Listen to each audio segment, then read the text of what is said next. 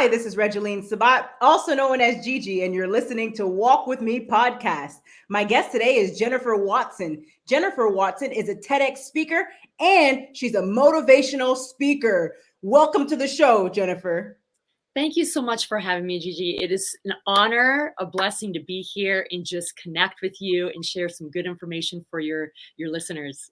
Likewise, it's an honor to have you here today. Now, why don't you start off by telling us more about you and where are you from? Well, I currently live in the lovely state of Colorado, but I've lived a lot of places and I've lived a lot of amazing journeys. And my grassroots are actually in athletics. I was a high performing athlete, All-American at University of Wisconsin-Madison. And it took me down the road of getting really interested in wellness. And I ultimately became a physical therapist. And during my journey, which I know that we're going to get into a little bit today, I realized the power of physical health, but more importantly, the need for mental, emotional, spiritual health as we all go through our journeys of different traumas, different hurdles in our life. And I started doing that work on my own journey in healing and helping others the same. I've had 2 brick and mortar practices, PT holistic practices. And what happened, God moved me into a space about 5 years ago to step out on a bigger impact, a bigger platform. And that's where I'm at right now, where I do a lot of speaking, a lot of coaching with high performers, a lot of business leaders that want to continue to create impact and use their story, their gifts, their influence as leaders to create a change. So I love to speak. I love to motivational speak. I love to create ability for leaders to tap into their wellness and again, their unique leadership to live the impact they're supposed to give to the world. So that's where I'm at in my life. I'm excited to be here and just share some of my journey and my tools I can give to your audience. I love it. Now, your company is called Jennifer Watson Leadership, and you provide a coaching program. Tell us a little bit more about your coaching program. Absolutely. So a lot of the people I draw on are a lot of women, but I also coach men as well. And as mentioned, I really draw on a lot of those ambitious, high performing leaders that actually are feeling a little bit off track or overwhelmed, exhausted, unsure how to connect the dots, where they really ultimately wanted to create impact. And especially in the last couple of years, Gigi, we know this, a lot of leaders, even seasoned leaders that I work with, have struggled with getting back on where their vision and focus and purpose is at, and pulling in a team that really wants to be a part of their vision and mission and do it with ease and flow without anxiety, stress, and overwhelm and fear of the unknown. I've been able to work with one-on-one leaders and entrepreneurs and their teams to move them into a space of powerfully influence again, getting back into their purpose in leading productivity, communication, and ultimately sales, because we need money to create impact even further. We love money. So we allow these leaders to really platform that in the way that we coach. So we have the one-on-one to team, and we also do a lot of group coaching for entrepreneurs that just want to mastermind together. So those are the 3 entities that I use to really help leaders become more powerful: masterminds, one-on-one coaching, and one-on-one to their teams. I love all of it. I love facilitating leadership, but facilitating their story, which I know you're so into too, because I find when leaders are really authentic and vulnerable with their past story and bringing it to the present and how it's given them tools to be more impactful now, their team explodes. They have a connection, communication with their team that's profound. So we can pull on your story, pull on your leadership, pull on your wellness, create that mental edge. Gosh, you leaders become rock stars. You become the influencers and you become unstoppable in your area of impact. Absolutely. And I remember when you shared a video with me in regards to one of the videos that you do in regards to folk stories, and it's so powerful. So ladies and gentlemen, if you're listening to this today, I highly recommend going to Jennifer's website. That's jenniferwatsonleadership.com, and check out some of her videos on there as well. So powerful. Now, Jennifer, talk to us a little bit more about your experience with depression. Yeah. So, it's really interesting, Gigi. I have a podcast, and I've interviewed a lot of high performers, just these amazing thought leaders. And people are really surprised that a lot of these people that have, quote, succeeded, what we consider a success in this life, and have really struggled with severe debilitating depression. And I have to say, I was one of those people. And for years, starting at a very young age as a teenager, I was very successful. I was a high performing athlete. So right away, I was in the public eye in that pressure to perform. And from a very young age, I started feeling that need to be performing, to be acknowledged, to be loved, to be seen. So I started creating this dysfunctional relationship with success and just being me, being known for me. And thus began my journey in depression. And I didn't even know what it was at that age. And as I started down that road and got more into being successful, it reached a peak in college where it became so debilitating. I felt like it was really affecting my studies, my intimate relationships, my personal relationships, even my track performance. And at the end of college is when I had that kind of what I call this come to Jesus moment where I had to step back and go, wait a minute, I'm not in a good headspace. I was at this point, Gigi, where I literally was on the kitchen floor. That seems to be where it always happens, that or the bathroom, right? And I literally was planning and thinking about when I would take my life, that it should be around tax season. So it'd be easier on my family. And that's when I stepped back and go, this is a really sick brain. This is not what God wants. He wants us to all thrive and grow and create impact with our unique gifts. And I knew that wasn't normal. And that's when I had to step back and go, there has to be a way, there has to be an equation, there has to be a journey for me to get out of this mess, because I know I was meant for more. So I got rid of the vodka, which I was drinking quite heavily at that time to medicate my pain.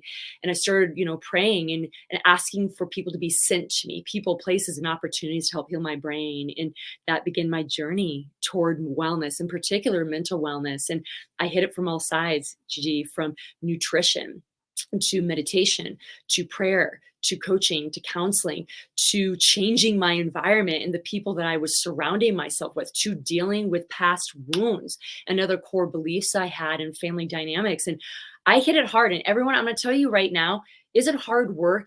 Yes. Is it worth it? Oh my gosh. Yes, yes, yes, even more. Because when I got through that journey, I not only realized I had the power through God to heal myself, but I had all these now new tools and empathy on top of it that I could give to other people that I realized were struggling with it. Other high performers, I was like, oh my gosh, you struggle with it too.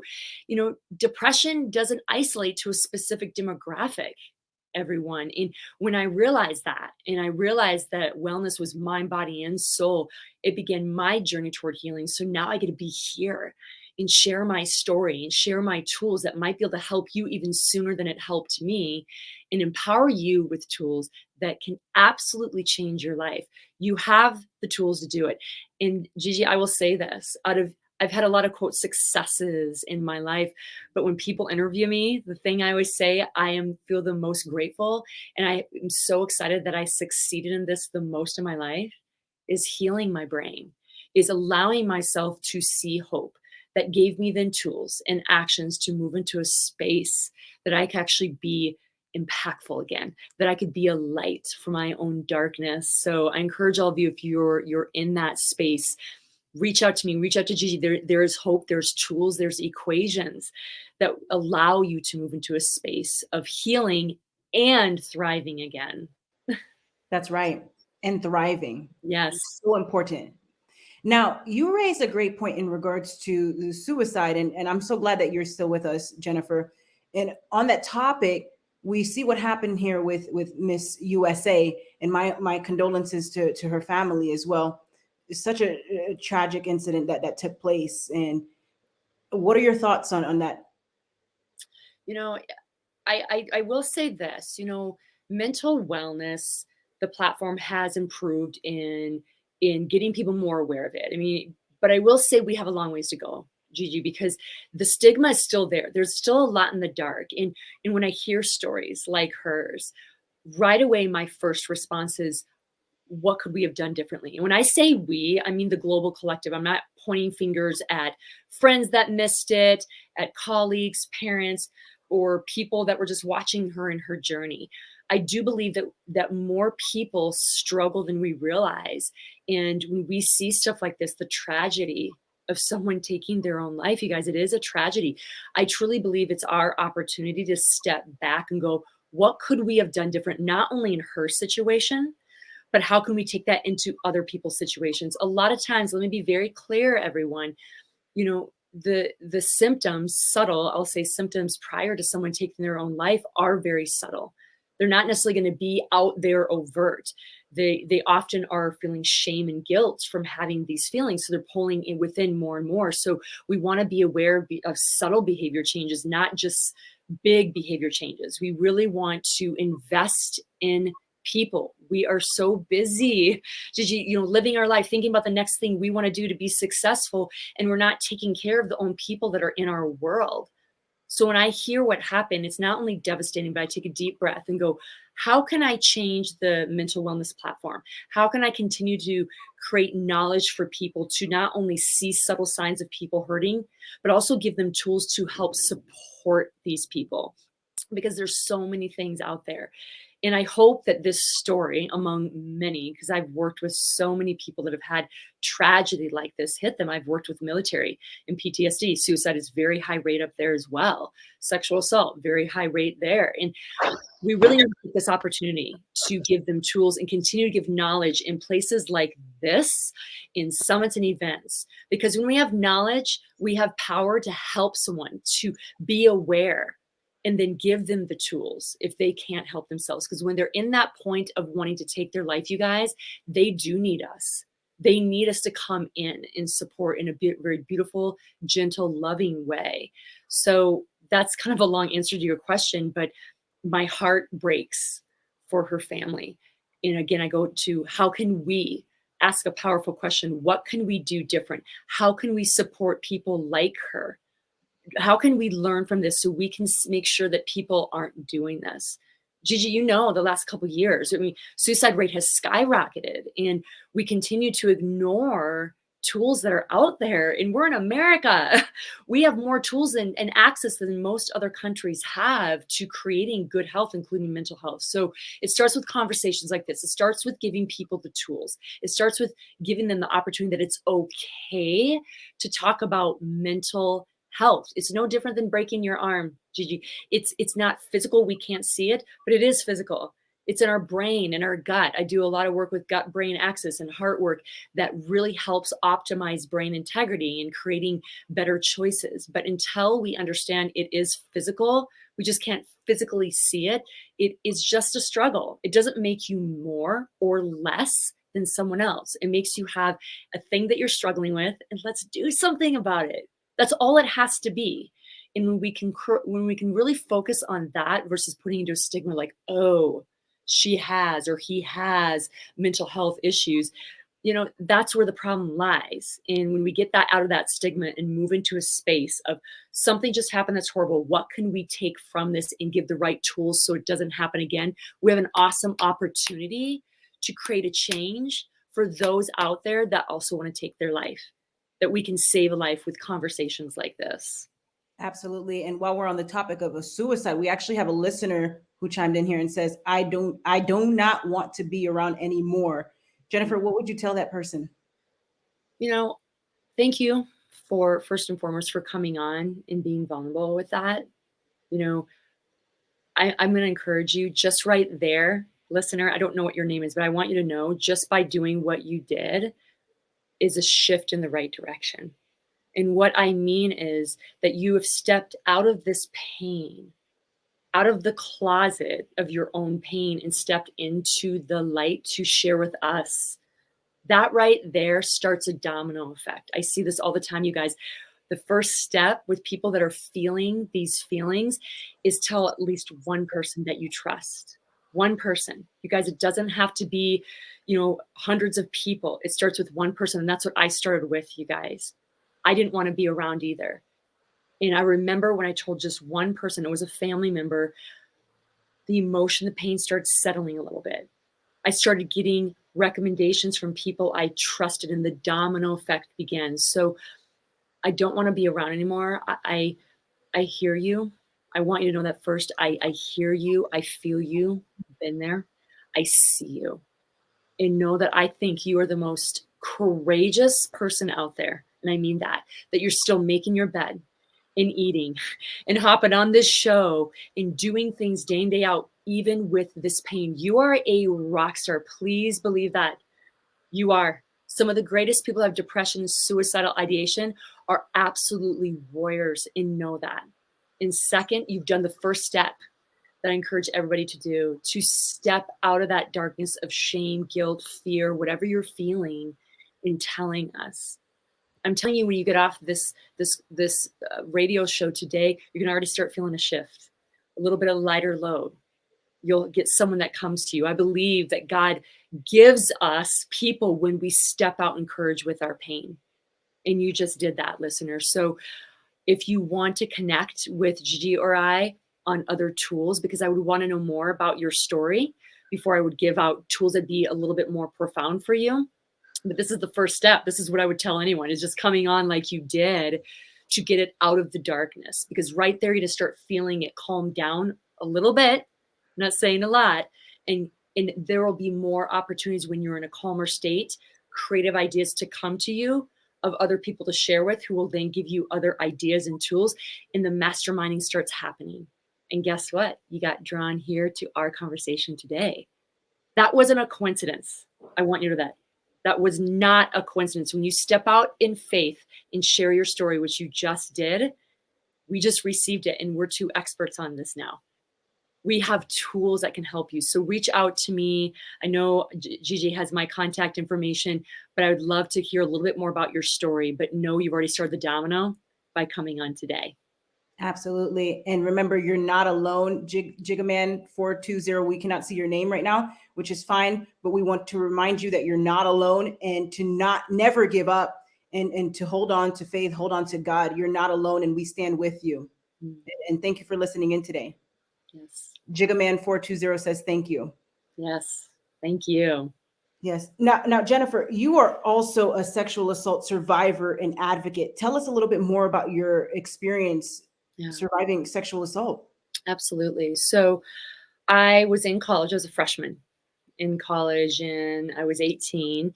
And I grew up in a beautiful family, very conservative family. I didn't really know a lot about just relationships, intimate relationships. I was still a virgin at the time. So I say this because I feel like that was part of my ignorance of knowing, is this right or wrong, going into what happened in the situation. And I got sick. I got a sore throat, cold.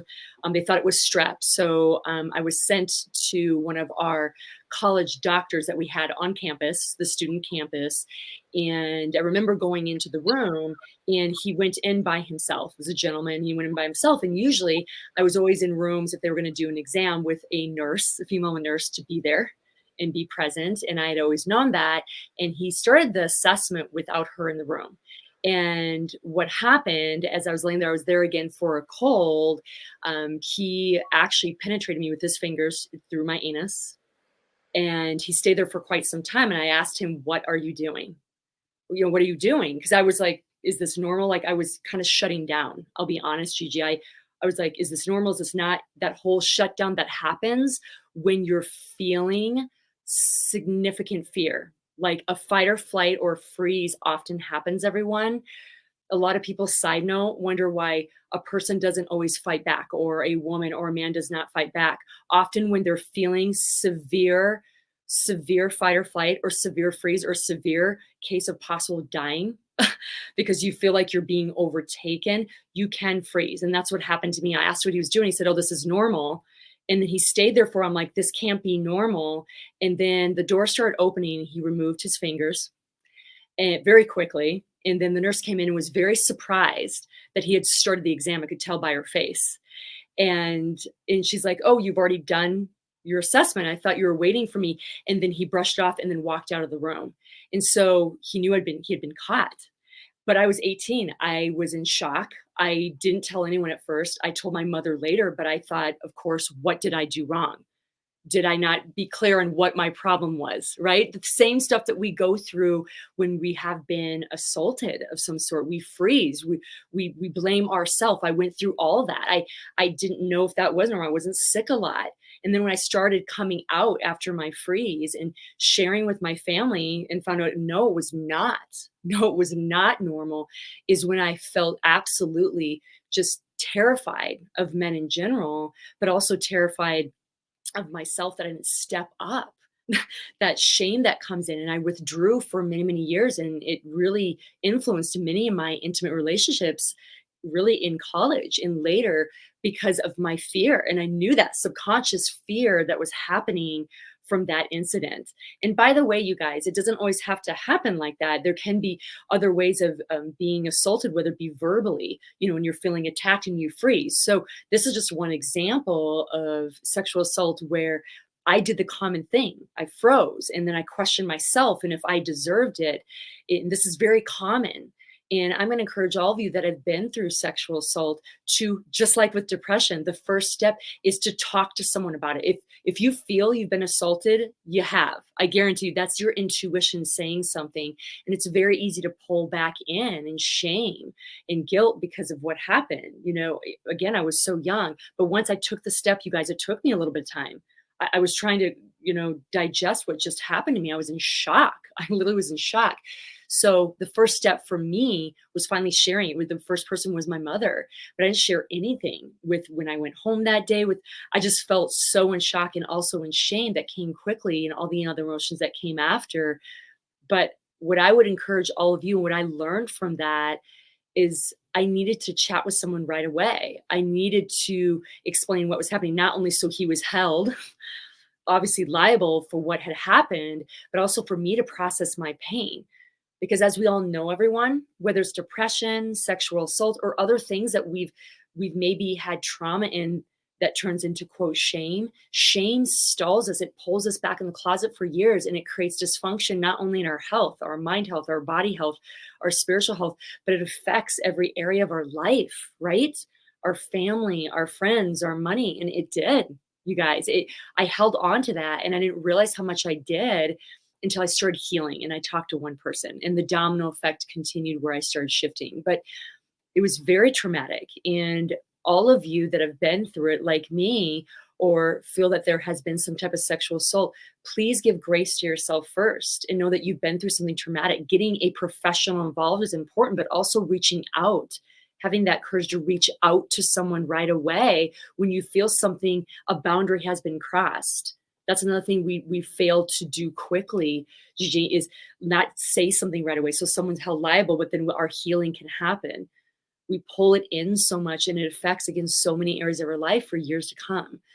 So I encourage all of you, and again, I did something similar to what I did with my depression, is I stepped out in courage to tell someone of what happened and thus began my journey toward finding out ways to not only heal myself, but hold him liable for what he did and give other women hope that it won't happen to them. Because when you stay in the closet, you also thwart other women from actually having to experience this, right? We want to give a voice to the ones that have had and been through this experience so those that can learn from us can step in truth and maybe obviously not have something like this happen. We want to see the survival rate go down as far as being preventative, you guys. We share our stories because we want you not to have shame about it. We also share our stories so we can give you tools to not be a victim of this, that we can step up together and make sure things like this aren't happening. And if they do, that you can have a safe platform to move into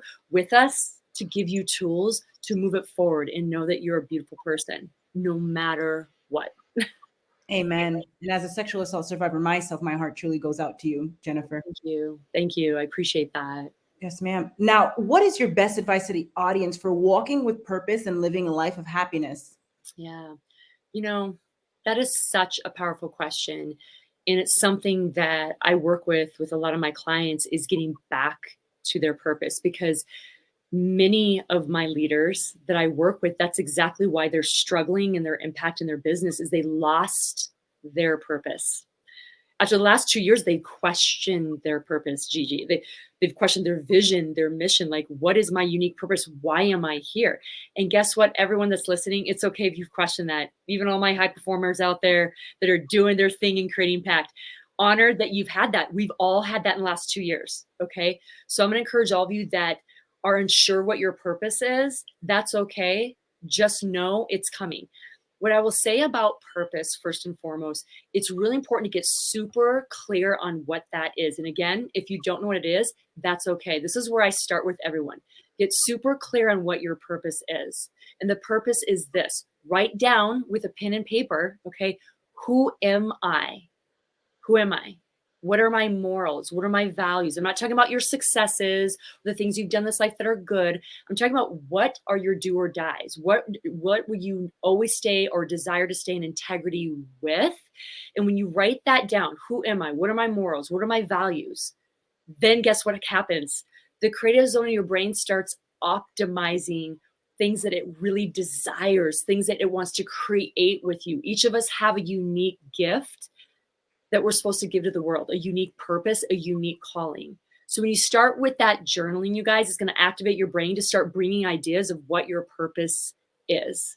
And then start writing that down. You're going to get a lot of ideas down. And then you get really congruent with that purpose. Once you're clear on that purpose, now you want to be congruent. What I mean by congruent, you're staying in integrity with it. Again, you're do or die. Whatever your purpose is, you're setting yourself up for success to stay in that purpose. You're drawing in the right people, the right places, the right things. You're saying no to the rest, you guys. The longer I live deeper in my purpose, 75% of the things I say anymore are no's to things and people and places. And 25% to yeses, because I create boundaries around this purpose that's so important to me. I protect it. And you guys, you each unique have one. And you want to get clear on it first, then stay congruent in integrity with people, places, things to stay aligned with your purpose. Why is purpose so important? It's one of the 7 basic needs of human beings, Gigi. Is we want to be loved. We want to have community. There's several things. We need food. We need water, all this other stuff. But one of our other basic needs is using our gifts to serve the world. That's our purpose. So get clear on that, you guys. It is a basic human need. And when you're anchored in that and you stay congruent and make choices only in alignment with that purpose, oh, watch the magic happen. People, places, God, creator starts saying, thank you for believing and stepping in faith in your purpose and being integrity.